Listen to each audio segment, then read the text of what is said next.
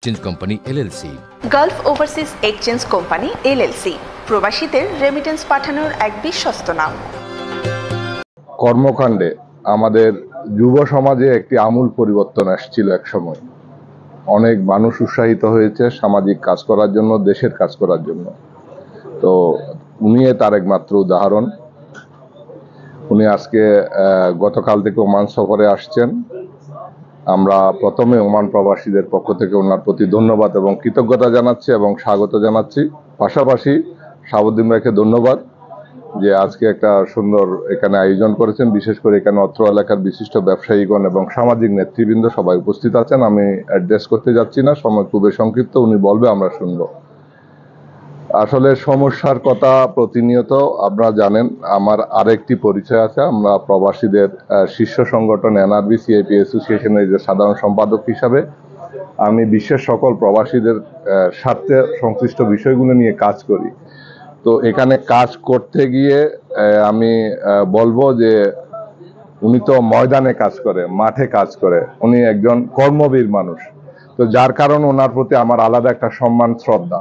তো আমি নিজেকে ওনার সহযোদ্ধা মনে করি। তো যেহেতু আমিও প্রবাসীদের স্বার্থ সংশ্লিষ্ট বিষয়গুলো নিয়ে আপনারা জানেন সবসময় আমি আমার অবস্থান থেকে যতটুকু পারি এগুলো তুলে ধরার চেষ্টা করি। যে মানুষটির সবসাথে বেশি আমি অনুপ্রেরণা পাই, সহযোগিতা পাই, উনি হচ্ছে আজকে আমাদের এখানের মধ্যমণি। তো এটাই বলতে চাচ্ছি যে মানুষ দেখেন, পৃথিবীতে আমরা কিছুদিনের মেহমান হিসাবে আসছি। কাজ করতে হবে, কাজ করতে গেলে মানুষ মনে রাখবে। কালকে রাত্রে আমি বোঝার জন্য সবাই এটা অনুপ্রাণিত হবে। ওই যে মাথারা কর্নিশে গেলাম তখন রাত 12টার বেশি। তো অনেকগুলা লোক ওনাকে তাকায় তাকায় দেখতেছে, সবাই চিনে, বাট হুট করে যে ওমানে দেখবে এটা তো মানে কেউ কল্পনা করতে পারে নাই।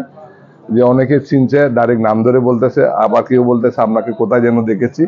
তো এই যে বিষয়টা, আমি মনে করি ওনার যে পপুলারিটি বা মানুষের যে দোয়া, সবগুলা মানুষ অন্তর থেকে দোয়া করে, ভাই আপনাকে চিনি, আপনি এই কাজ করছেন, ভালো কাজ করছেন, অন্তর থেকে আমরা দোয়া করি। এই জিনিসটা হচ্ছে সবচেয়ে বড় কথা। যেখানে যারই যখনই সুযোগ হয় মানুষের কল্যাণে কাজ করতে হবে, এই বিষয়টি উনি অর্জন করতে পেরেছে ওনার কাজের মাধ্যমে।